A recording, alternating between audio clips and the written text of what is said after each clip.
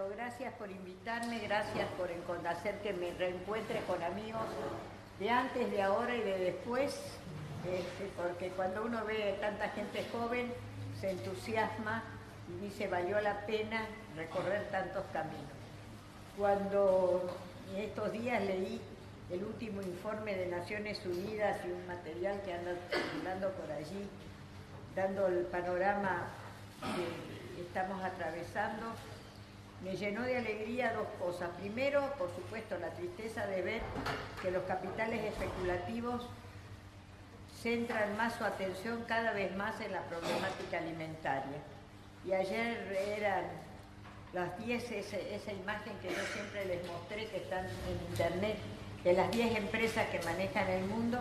Ahora se sumaron también Amazon, Google, Microsoft, es decir, y más la banca extranjera, la banca especulativa, que está preocupada y empujando a las fusiones del tipo Bayer-Monsanto y fusiones de empresas, pero sobre todo las empresas alimentarias. No es nada nuevo, nosotros hemos mostrado muchas veces que las petroleras, las automovilísticas, las maquinarias en general son socias de las químicas, de las farmacéuticas y de las alimentarias, así que cada vez se juntan más.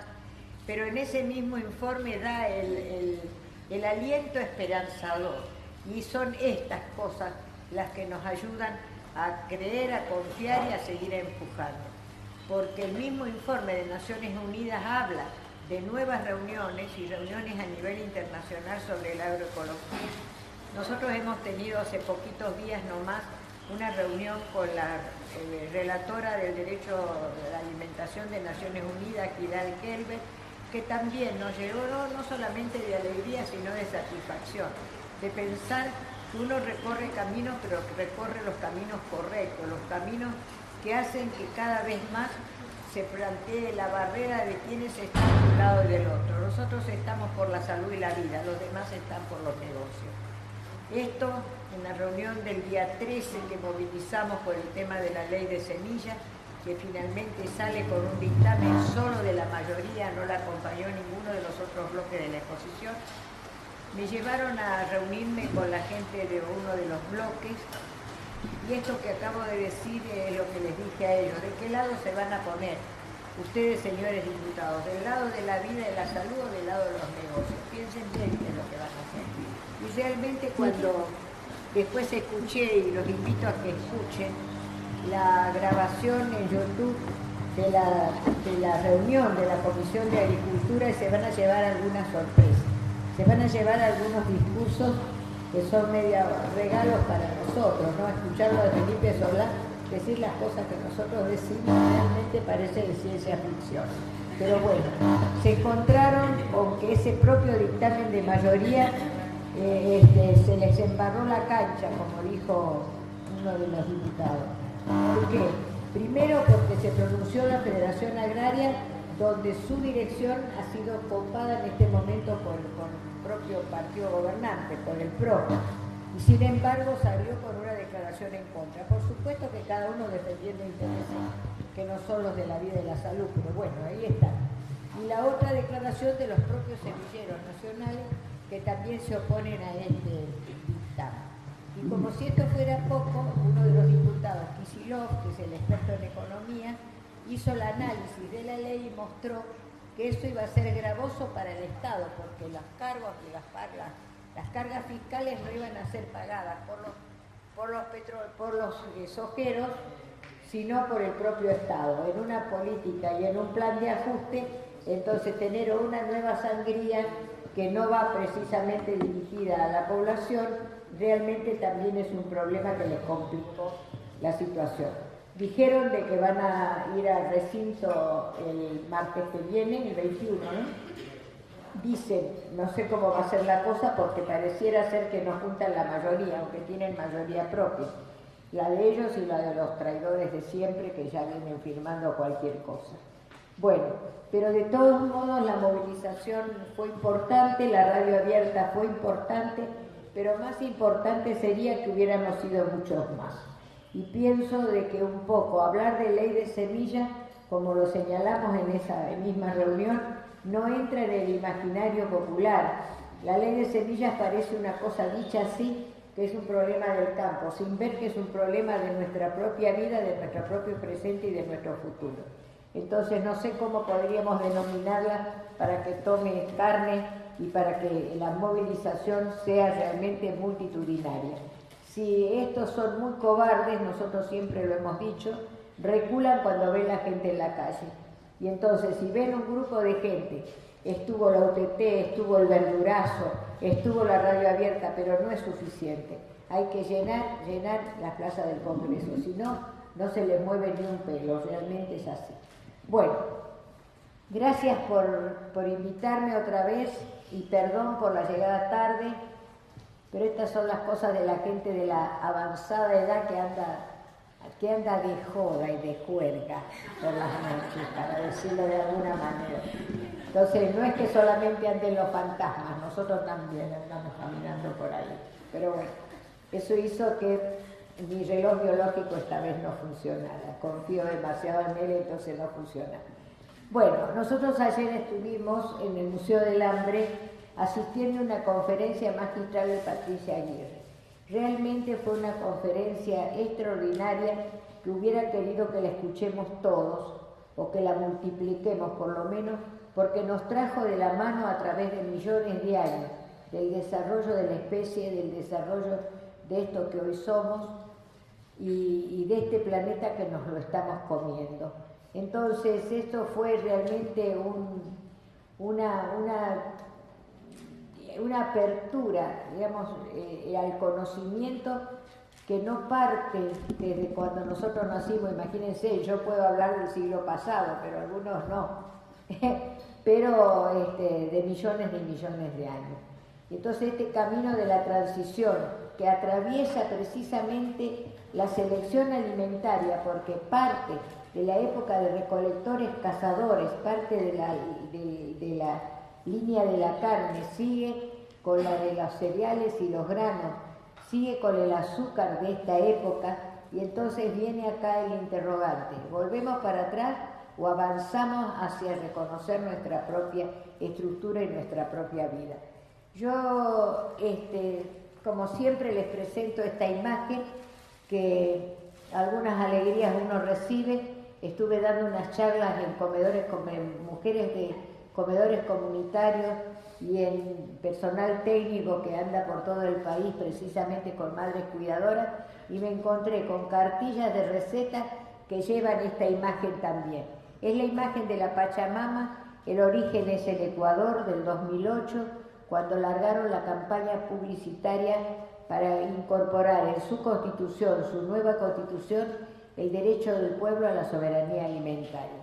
De entonces para acá, el hecho de identificarnos con esta imagen, con ese niño americano y al mismo tiempo con lo otro que acompaña la imagen, con la riqueza y la biodiversidad de nuestra América profunda, me parece que eso nos identifica de pleno. Yo acabo de comer dulce de moras, entonces les agradezco a los organizadores, porque creo que he lavado tantos patios y tantas veredas en mi pueblo por las moras que nunca las supe disfrutar como la acabo de disfrutar ahora. Por eso son cosas del siglo pasado, pero que tienen vigencia, ¿eh? Bueno, entonces esta es la imagen que yo siempre acompaño. Adelante, por favor. Adelante, sí. Y entonces vemos en este tema qué es la alimentación. Y pienso de que lo tenemos que ver así, como un complejo pluridimensional. Esto viene a cuento de algunas declaraciones que hay en este último tiempo, porque algunas de nosotros, mis colegas y los profesionales de la nutrición, nos hemos considerado siempre los dueños de la nutrición o de la alimentación, y no es cierto. Si es un complejo multidimensional y que es abarcador de las preguntas más comunes, ¿qué como, dónde como, cuándo y con quién y qué? Entonces realmente necesito de la ayuda y del sostén, digamos, del marco teórico, si ustedes quieren decirle así, de la biología, de la economía, de la antropología, de los aspectos ecológicos y demográficos, y al mismo tiempo y desde ya del aporte de la tecnología, que no la subestimamos ni mucho menos, pero también de cómo todo ello moldea una conducta, un comportamiento y nos hace ser lo que hoy somos. Pero al mismo tiempo pensemos en todos estos aspectos que hacen que este plato de comida, que hasta ahora fue invisibilizado, yo hubiera querido, y no sé si están la gente de Trabajadores de la Tierra, la gente de la UTT, yo quiero saludar en su construcción esto que ellos han logrado en este momento, que visibilicemos ese plato de comida que hasta ahora, por ser una tarea cotidiana repetida a través de los siglos, no fuimos capaces de saber analizar qué era lo que había en nuestro plato. Entonces, esta visibilización a través del verdurazo, el frutazo, el yerbazo, es mérito de haber puesto diciendo, acá estamos, acá somos los que nosotros llevamos el 70% de tu comida a tu mesa. Hasta ahora no sabíamos quién producía, cómo se producía, en qué condiciones, esa producción era rentable, permitía la sobrevivencia, sí o no. Es decir, todos estos cuestionamientos que aparecen ahora de forma aislada, pero que los tenemos que ir enlazando en las noticias periodísticas de distintos tono, color y pelaje. Por ejemplo, cuando un gobernador se permite autorizar el trabajo de los niños para producir alimentos. Esto era una cosa que hasta ahora era real, pero nosotros no lo visibilizábamos. Entonces, esto es lo que hace que un alimento sea sano, seguro y soberano. Trabajo esclavo, trabajo de niños detrás. Bueno, muchas de las cosas que llegan a nuestra mesa tienen este componente detrás. Pero además tiene el otro componente. Perdóname, Belo, que no te traje el recorte de prensa, que ahí lo tengo para mostrártelo del 12 de octubre, cuando se modifica, la Cámara de Diputados modifica la ley de donación de alimentos y libera a las empresas que podrían donar de toda responsabilidad en el producto final, es decir, si está contaminado, si está vencido, si puede enfermar, no les va a pasar nada, no los van a judicializar. Eso permite esa nueva ley corregida, que fue motivo de algunos escandaletes parlamentarios, pero que permitió a la diputada Serial decir, por ejemplo, que la tenían cansada los intelectuales progresistas o algo por el estilo, que somos los que defendemos, somos estos que estamos acá, y yo me enorgullezco de serlo, por otro lado. Así que si yo defiendo la vida, no quiero que le llegue un danonino vencido a los niños que mañana, cuando no se lo regalen, no lo van a poder comprar. Entonces, detrás de esa modificación apareció en letras de catástrofe en un periódico en Resistencia, donde yo estaba en ese momento, diciendo 5 millones, más de 5 millones de personas, no sé si pusieron personas o pobres, van a poder alimentarse gracias a la modificación de esta ley. ¿Se dan cuenta ustedes? Vamos a alimentar con los rezagos, con los descartes, vamos a alimentar a 5 millones de pobres. Esto es una aberración. Pero lo peor es que uno de los dirigentes sociales que más han trabajado en el tema de la pobreza, como Juan Carr, dijera, de esta manera estamos más cerca del hambre cero y vamos a poder alimentar a 5 millones de personas. Realmente esto es tremendo. Y de la mano de estas declaraciones, de estas notas periodísticas, empezamos a visualizar qué es lo que está pasando con nuestra comida. Con los relatos de algunas de las escuelas y de los niños que asisten a las escuelas del conurbano, que nos cuentan que ahora les dan yogurcito y danonino para llevar a su casa, como un regalo, como un postrecito o como que deportan bien. Cuando nuestras colegas que analizaron y formaron parte de una encuesta que se hizo en su momento para ver el impacto de la asignación universal por hijo, mostraron que las mamás, una vez que cobraban, llevaban a sus hijos al supermercado para premiarlos con el postrecito que ellos eligieran, que ellos no se lo pudieron comprar antes. Se dan cuenta, encima manejando la culpa por no poder acceder a ese supuesto alimento, nosotros lo llamamos de otra manera, que aparece diciéndonos que así vas a poder crecer, así vas a ser inteligente, así vas a jugar, así vas a ser feliz. Entonces, que viva la vida con el danonino, con la Coca-Cola o con todo lo que eso Pero además soy consciente también que de una frase que ayer me la recordaron cuando me distinguieron en el Senado y me dijeron que ser ecologista y feminista, yo dije, no sé si lo soy, sí sé que la lucha hoy es, lo que sí sé es que siempre luché por la igualdad de las mujeres, por supuesto, pero al mismo tiempo por la vida, es decir, soy, como dijo Bonaventura en el acto que estuvimos con Velo, allí en Córdoba, Velo, los 100 años de la Reforma, la lucha hoy es antipatriarcal, anticolonialista y ¿qué más? Y anticolonialista. Pero yo no sé decir la palabra anticolonialista, pese a que nos está llevando a la colonia. Yo le sigo llamando, como a mis años mozos, a la lucha antiimperialista.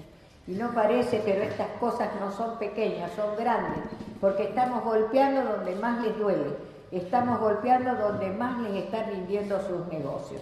Por eso hacer reuniones de esclarecimiento, de difundir estas cosas que señala Naciones Unidas. Los pueblos en lucha son los que están marcando el camino correcto.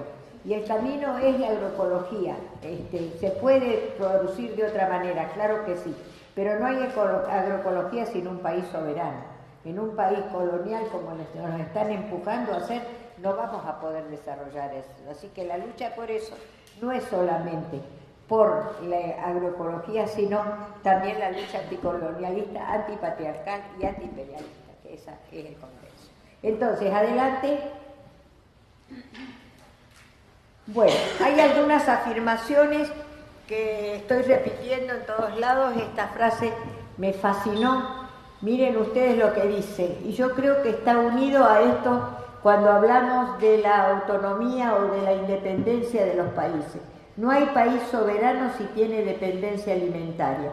Y todos los relatos que nos están haciendo son los de aquellos países aún con soberanía política, y vamos a dar los ejemplos, que no son autosuficientes en la parte de alimentación. Y por eso dice ahí, hablar de agricultura es hablar de un verdadero problema de seguridad nacional. ¿Están seguros ustedes que no lo firma Patricia Bullrich, no es cierto? Bueno, a ver quién lo firma entonces, un amigo nuestro. El señor Bush se permitió decir esto, hablar de agricultura, es decir, hablar de la alimentación de un pueblo, hablar de seguridad nacional. Y es así. La FAO señala que hay 40 países en el mundo que están en situación de inestabilidad institucional por la situación de aumento en el precio de los alimentos. Y no es casual, los problemas inflacionarios afectan directamente al derecho a la alimentación. Se lo dijimos el otro día, el martes 13, no te cases ni te embarques, pero bueno. El martes 13 se lo dijimos al bloque de diputados. Ustedes son conscientes que se está violando el derecho a la alimentación. Nosotros tenemos alimentos caros que son inaccesibles, es decir, se viola el acceso económico a los alimentos y encima están envenenados. Así que las dos cosas, se está violando en la Argentina el derecho a la alimentación. Yo creo que esta es la bandera que nosotros tenemos que levantar y hacer ver, porque tiene que ver con esto. Los alimentos suficientes para alimentar, pero suficientes, sanos, seguros y soberanos, como dicen los amigos de Gualeguaychú. Adelante. Bueno, los objetivos del desarrollo sostenible del milenio están basados esencialmente en los problemas que hacen la alimentación. Son 17 objetivos, pero todos ellos conducen a lo mismo. Por primera vez, digo por primera vez porque en reuniones anteriores no fue así, se plantea erradicar la malnutrición, erradicar la pobreza. Bueno, en Alma Ata 1974 se fijaron otros objetivos. Llegar al 2000 decía salud para todos y alimentos para todos en el año 2000. Ese objetivo no se cumplió. En la Cumbre Mundial de la Alimentación en el 96, entonces nosotros vimos también un objetivo de menor calibre o de menor ambición, digamos así. En ese momento teníamos 800 millones de hambrientos y el objetivo que se fijaba era llegar a la mitad, a descender la mitad para el 2020. Estamos a 2 años, no solamente no lo reducimos, sino que se aumentó y se agregó un nuevo componente, la epidemiología de obesidad y enfermedades crónicas no transmisibles, que hacen que sea el plato partido, como dice Martín Crespi, que anda por allí. Adelante. Bueno, vamos a reflexionar y plantear algunas cuestiones. Primero, estamos atravesando una crisis que es económica, es energética, es alimentaria y es ambiental. Si la vemos, y es evidentemente termina siendo civilizatoria. Ayer recogí una afirmación de Paso que decía que como que no es una crisis civilizatoria, lo es, pero él lo es porque todos sus componentes, y si los vemos, lo de la energía, lo del transporte, lo del ambiente y todo está atravesado transversalmente por la problemática alimentaria. Y además dice, ¿qué más dice? Vamos a parar. La globalización de la economía mundial, unida a la falta de control sobre las grandes transnacionales y los patrones de consumo excesivos, han incrementado la pobreza en el mundo. Esto que nosotros decimos, coma sano, seguro y soberano, lo decimos, economía social, precio justo y consumo responsable, se sintetiza en esta frase.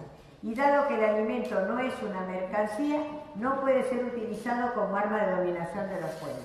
Alerta, estamos frente a la próxima reunión en estos días del 20, movilización popular con todo para rechazarlo el 30 de noviembre. Eso se están convocando desde ya para decir que el alimento no es una mercancía y nosotros no queremos que maneje la alimentación de nuestros pueblos, de nuestra vida y de nuestros hijos. La agricultura industrial, la cría intensiva de ganado y la sobrepesca están desplazando de la producción tradicional, envenenando el planeta y a todos los seres vivos que lo habitan. Ayer Patricia Aguirre hacía una reflexión acerca de que cuando vimos películas de terror, que vale la pena ver cómo se están depredando los mares para ver qué futuro nos espera desde este vaciamiento, que no es solamente el vaciamiento de las pampas. Bueno, adelante. Estas reflexiones están en un documento magnífico, Panorama de la Seguridad Nutricional, Alimentaria y Nutricional de América Latina y el Caribe, que va por su tercera edición. La tercera, 2018, se va a presentar en nuestros días en la FAO y tiene como mérito el haber coordinado o articulado los dos grandes problemas de la época, la alimentación y la salud, no como compartimentos separados, sino uniéndolos en esto que es la FAO y la OMS la que hace este pronunciamiento. Bueno, y entonces vamos a ver qué es lo que pasa en la actualidad, que en realidad es la actualidad del mundo, no solamente la actualidad nacional. Me parece que sí tengo que parar. Bueno, y entonces vemos, fundamentalmente es la concentración monopólica, esta es la que hablábamos antes. Ya no son todos los capitales que fueron desalojados de la burbuja inmobiliaria, de los .com, que fueron fracasando en otras maniobras especulativas, se han concentrado en la alimentación, porque pobres o ricos, con plata o sin plata, todos vamos a comer. Y al mismo tiempo, porque el presupuesto de los 7.000 millones de habitantes que hay en el mundo, el 50% de los que tienen un ingreso regular se invierte en alimentación, pero los que menos tienen, el 60, 70, 80% de su presupuesto va a parar a la alimentación. Entonces tenemos concentración monopólica y transnacionalizada. Al mismo tiempo tenemos, eso nos significa una dependencia tecnológica feroz. País que no produce sus alimentos, país que dijimos es dependiente. Y al mismo tiempo tenemos que a eso se le suma algunos aspectos de la producción, de esta concentración que hace al monocultivo, a la producción de un tipo de alimentos que no son los que más necesitamos, esta sustitución de cultivos que eliminan y hacen a la menor diversidad. Hemos perdido centenares de especies. Ayer lo señalábamos una vez más. En este momento 3 cereales, el arroz, el trigo y el maíz, son los que alimentan la mayor parte de la población del mundo. Y hemos ido perdiendo biodisponibilidad y biodiversidad en ese camino. Eso además ha traído un desalojo rural, la agricultura sin agricultores, frase que supimos imprimir casi al principio de este camino, Velo, ¿te acordás? Agricultura sin agricultores, que hace al desalojo rural. ¿Y dónde están esos campesinos desalojados? Están en las villas que vamos a ver cómo han crecido y se han multiplicado. Ellos son los peones rurales, los campesinos familiares, los pequeños campesinos los que están viviendo allí. Y a eso se lo acompaña la contaminación química industrial, pero al mismo tiempo la inflación y la especulación sobre los alimentos. Tema del que o hablamos mucho o no hablamos nada, pero en general nosotros no asociamos el costo de la alimentación con el modelo hegemónico de cultivo. La contaminación, como dijimos, y por supuesto esa superconcentración monopólica se expresa a través de las bocas de venta de este modelo que es el supermercadismo. Esto a su vez tiene una relación estrecha con el cambio climático. No son compartimentos estancos. Si ustedes revisan todos los documentos de organizaciones internacionales, ven la preocupación por el tema del cambio climático. Nuestro presidente dice que la culpa de todo la tiene la sequía. Él no dice que la sequía es la resultante y las inundaciones del modelo de producción capitalista fundamentalmente. Entonces, el otro tema es el problema de la transformación de los alimentos en combustibles, es decir, esto que decimos de para qué se usan estos cereales en el mundo de los cereales. No solamente nos alimenta a nosotros, sino también al ganado y a los automóviles. Esta disputa por el terreno, para quién vamos a cultivar, es realmente una de las razones de nuestra deformación en el modelo de producción. Y al mismo tiempo, por supuesto, que necesitan de todo este aparato que nos está moldeando, que es el manejo y la concentración monopólica de los medios de comunicación, que diríamos el medio de desinformación, si queremos decirle así, que son monopólicas. Por eso, Bill Morrison dice esto, que el problema de la agricultura actual es que no es un sistema orientado a producir alimentos, sino a producir dinero. Adelante. Bueno, este es un agregado nuevo que tenemos, que son las reflexiones de Jaime Bray.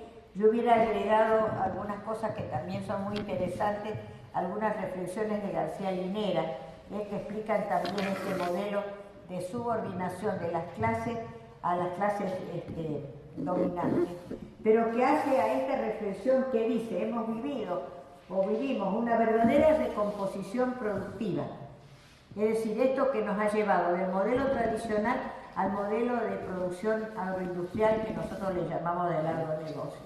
Esta reconversión productiva, que no es la revolución del que tuvimos de gobernador y presidente, no es mi vecino, es que es la recomposición productiva y significó la inversión de todos estos capitales, pero ¿en qué? Para producir más en nanotecnología, en bioingeniería, en informática, en todo este complejo que significa este modelo de agronegocios, el modelo agroindustrial, pero que al mismo tiempo está basado en algo que es muy importante, en el despojo de nuestros bienes naturales.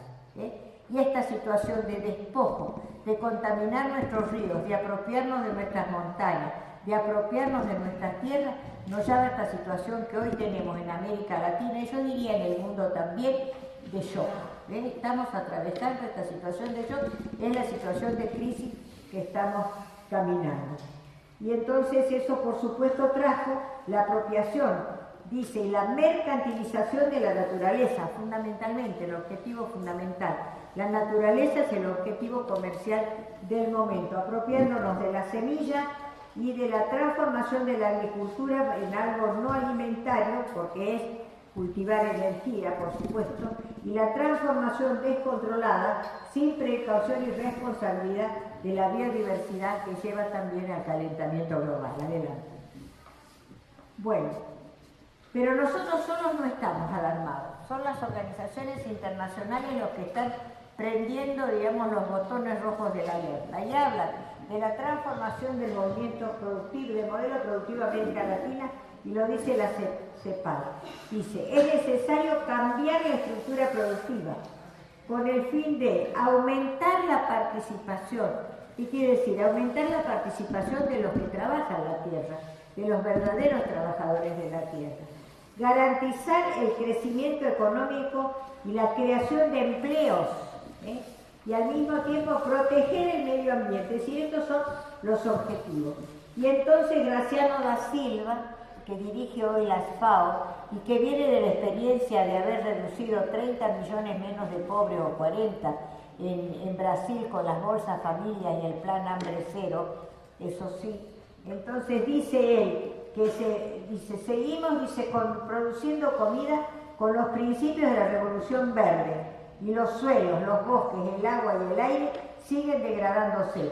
Necesitamos un cambio transformador. Adelante. Bueno, y la gente de la Declaración de los Agricultores Familiares del país, en su declaración del 14 de agosto, ayudada al mismo tiempo por la reciente de la UTT, dice cuál es la situación de nuestro sistema alimentario. Y bueno, ¿para qué se las voy a contar? Estamos atravesando la crisis económica, productiva y financiera, con aumento de las importaciones, la devaluación, los tarifazos, el desmantelamiento de los programas sociales, los despidos, la eliminación del monotributo fiscal desde ya, pero sobre todo el aumento de la especulación y la renta financiera. Y como si esto fuera poco, por supuesto el hecho de que está en discusión nuestro presupuesto nacional achicado y dictado por el Fondo Monetario Internacional, que hace que perdamos independencia, autonomía y soberanía, pero al mismo tiempo nos está llevando también a un verdadero desmantelamiento institucional. Y entonces la gente de los trabajadores de la tierra dicen esto: nosotros somos los que producimos más del 60% de los alimentos que llegan a la mesa. Ellos no nos traen el poroto de soja, ellos nos traen la lechuga, el tomate, la mora que anda por allí, la carne, la leche, el pan. Pero no tenemos tierra propia. Y al mismo tiempo los arrendamientos sufren el proceso de especulación con la tierra, porque no es especulación de alimentos, es especulación a lo largo de todo el proceso productivo. Son los que sufren el problema de los tarifazos. Para producir necesitan agua y luz, sobre todo, y al mismo tiempo los subsidios van como siempre a parar a manos de los que más tienen. Adelante. Y entonces nos encontramos con esta amiga, y esta amiga le dice, ella se reunió con nosotros, con los organismos, porque todos los que estamos trabajando en estas LIDES, pero también visitó acá el Cordón de la Plata, estuvo en Saladillo, estuvo en el Chaco, y entonces, pero también se reunió con el gobierno, y le dijo, defender el derecho a la alimentación cuando hay crisis económica es una obligación legal del gobierno y una cuestión de derechos humanos. El gobierno debería tomar más en cuenta el impacto directo e indirecto de sus medidas de austeridad sobre la accesibilidad a los alimentos por los más pobres de la sociedad argentina. Es decir, que este plan de ajuste, esta aprobación o no del presupuesto nacional, significa violar el más importante de los derechos humanos, el derecho a la alimentación. Adelante.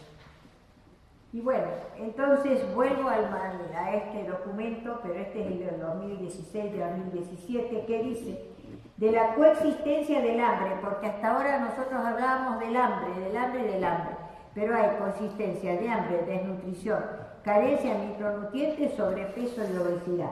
Y entonces dice, ¿cuáles son las causales? Dice, se deben a la falta de acceso a la alimentación saludable, de la cantidad de nutrientes necesarios para la vida, pero el crecimiento económico, y acá está el problema, yo diría que lo sintetizamos la palabra globalización.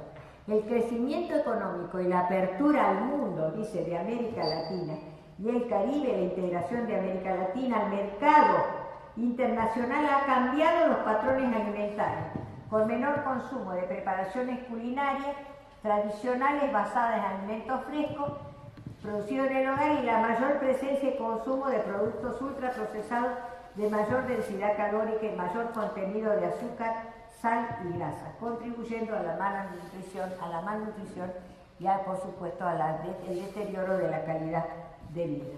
Y entonces esto está señalado y dice cuál es el mensaje principal que se deduce de esto, de que en síntesis tenemos que cambiar el sistema alimentario, es decir, el modelo agroindustrial hay que cambiarlo ya, el modelo capitalista de producción hay que cambiarlo y ya, Entonces, para eso es necesario, y dice, en la región disminuyó la desnutrición y aumentó el sobrepeso. Y la meta es erradicar la malnutrición, pero para eso, transformar los sistemas alimentarios vinculando agricultura, nutrición y salud. Esto es histórico, el vincular, no entre compartimentos separados. La alimentación tiene que ver con los aspectos de la nutrición, pero nosotros, los nutricionistas, hasta ahora no veíamos cómo se producían los alimentos. Y esto es necesario manejar, comprender y entender. Y entonces integrar mecanismos sectoriales enfocados a los más pobres con nuevos actores sociales. Y seguimos viendo cuál es el mapa en este momento en el mundo. Hasta ahora nosotros estábamos acostumbrados a ver los mapas que nos mostraba año a año la FAO, pese a que todo este es del 2016, lo nuevo no está, y ese era el mapa del hambre. Como ustedes ven, si vemos el planisferio, el rojo aparece en África, digamos, continente devastado y vaciado. Ahora vienen por nosotros también. Y en América nos queda un puntito rojo que se llama Haití. Pero Haití tiene un doble problema. El problema de los tsunamis, el problema de las inclemencias y de las tragedias y de los trastornos, digamos, catástrofes climáticos y la catástrofe de tener el hermano mayor poniéndole la pata encima para apropiarse de su riqueza y de su soberanía. Pero al mismo tiempo esto, que hay suficiente, porque se dice, bueno, frente al hambre hay que producir más. Hace pocos días se hizo la conferencia de IDEA en Mar del Plata. Ese mismo día nosotros estábamos dando esta misma charla en la Universidad de Mar del Plata. Y el grupo de IDEA decía, producir más para exportar más, exportar. El mercado interno, bien, saludos a Pucho, que les vaya bien, pero nosotros estamos en otra cosa, exportar. Y entonces producir y producir. Y está demostrado de que no es un problema de producción, y acá lo dice nada menos que Kofi Annan, sino que es un problema de distribución y decisiones políticas para asegurar que todos recibamos los alimentos que necesitamos. Adelante. Y entonces aparece ahora el otro mapa, el que contrasta con esto, que es el mapa de la sobrepeso y la obesidad. Miren ustedes cómo si los superponemos en el África no vamos a encontrar sobrepeso y obesidad, como ustedes ven, ¿no es cierto? Mapa amarillo. Y sí aparece en los países, se dicen, altamente desarrollados por caminos de desarrollo. Acá los tienen, estos son los dos contrastes y la convivencia de los dos modelos. Adelante, adelante. Bueno, y entonces vale la pena reflexionar qué es lo que ha pasado en América Latina. Porque América Latina mereció el honor de haber sido el primer continente, el único continente que cumplió los objetivos del milenio, reduciendo los márgenes de pobreza. En el continente fueron millones de pobres los que salieron, y miren ustedes, entre el 2002 y el 2014 se redujo la pobreza y se redujo la indigencia, en cifras de alrededor del 30% y alrededor del 10% una u otra. Pero cambia, todo cambia, sí. Nosotros también cambiamos. Y cambiemos, dice, que el 2015 y 2016, y dice esta cifra, y ya tenemos la del 2018 o 2017, aumentó la pobreza de nuevo y aumentó la indigencia. 186 millones más en un caso y 61 millones más de pobreza extrema en el otro caso. ¿Qué pasó acá? Y hubo un cambio de modelo, claro que sí. A los llamados populares, gobiernos populares, nacionales, no sé cómo, cualquier etiqueta vale, pero son los que habían hecho políticas inclusivas, que lamentablemente no profundizaron para hacer los verdaderos cambios estructurales que los países necesitan, para que esos cambios y esas políticas inclusivas sean duraderas y no sean modificadas por decretos de necesidad y urgencia. Y al mismo tiempo se produce, no solamente en nuestro país, sino en toda América, este giro hacia la derecha que está condicionando y está directamente relacionado con el aumento de la pobreza y de la indigencia. Yo creo que si nosotros le pusiéramos a la gente que vota estos datos, a lo mejor entenderíamos mejor un poco qué es lo que nos pasa. Adelante. Y bueno, y en América Latina sucede esto, la convivencia de los dos factores. Hay más del 50% sobrepeso y obesidad en los adultos, pero sobre todo el problema más grave es en los niños por todos los trastornos que esto significa. Y el doble desafío, como dice ahí, de la convivencia de los dos problemas en nuestro continente. Adelante. Y en Argentina también estamos, dice las organizaciones internacionales que son 3 calamidades las que azotan al mundo. El problema de la violencia armada, el problema del tabaco y el problema del sobrepeso y la obesidad. Fíjense en ustedes.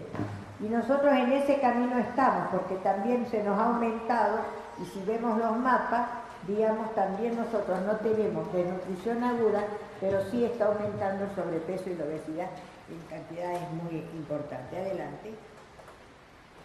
Bueno, por ejemplo, vale la pena, ya que estamos acá, esto es lo que nosotros le llamamos epidemiología popular.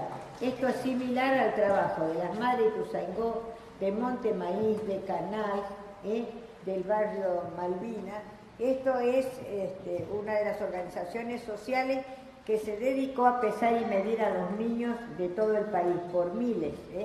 Y en La Plata dio esta caracterización.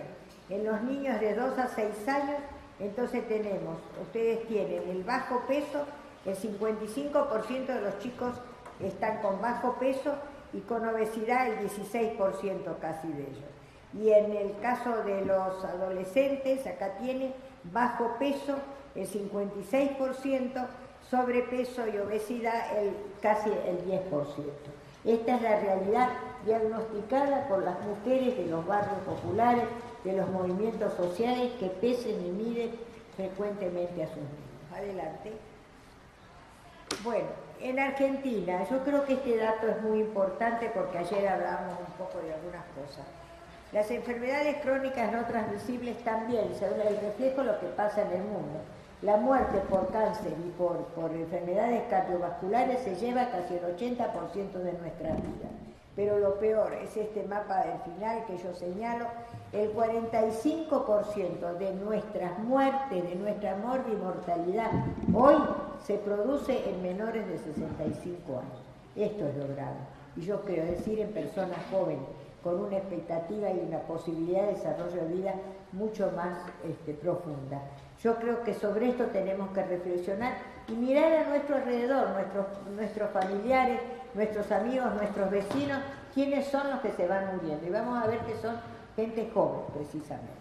Los viejos acá están diciendo cosas. Adelante. Bueno, ¿cuáles son las amenazas fundamentales que nosotros tenemos sobre la seguridad y la soberanía alimentaria? Y a mí me parece muy interesante esto, porque está señalado de 3 causas fundamentales. El cambio climático con la mayor frecuencia de eventos y desastres naturales, ¿no? Y que influyen directamente sobre la productividad. El incremento del precio de los alimentos por el precio de la canasta básica, y eso influye en la alteración de los patrones de consumo. Ayer yo veía la zona donde yo vivo, de Banfield y Lomas, en 10 cuadras, 2 mostazas, 2 nuevos comercios. 2 son mostaza y 2 Burger King, y uno que se llama Hot Dog, no sé qué, más las pizzas en el camino. Pero no encontré, para ir a una verdulería tengo que caminar 10 cuadras a un lado o al otro para encontrar una verdulería. Es decir, los kioscos, la multiplicación de los kioscos de golosinas. En cada cuadra debemos tener 2 o 3. La oferta es diferente. No me ofrecen naranjas y manzanas como nos ofrecen golosinas, por ejemplo. Y entonces eso hace, y la crisis financiera, fíjense, en el menor crecimiento económico, el desempleo, subempleo, que con resumen afecta y provoca la mayor vulnerabilidad alimentaria y nutricional. Adelante.